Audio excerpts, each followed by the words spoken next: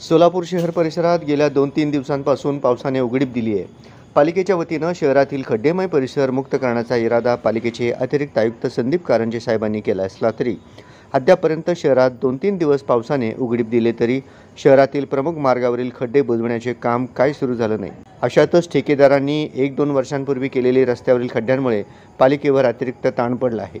हे काम व्यवस्थित होत नसल्याने या संपूर्ण कामांचा दोष पालिकेवर पडताना दिसत आहे। Kidbai chowk, jail road police ठाणे, तेलंगी पाचापेठ, बालाजी मंदिर या मार्गावर 1-2 वर्षापूर्वीच रस्ता डांबरीकरण करण्यात आला आहे। आता या रस्त्यावरील परिस्थिती पाहता या ठिकाणी केलेल्या कामाचे पैसे कुठे गेले असा प्रश्न पडतो।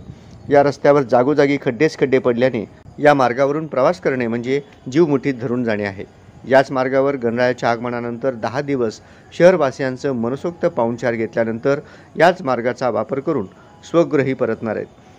या मार्गावरील खड्डे पालिका बुजवणार की ठेकेदारांनी मुदतीत दुरुस्ती कलमाखाली दुरुस्त करून घेणार हे पाहावं लागेल।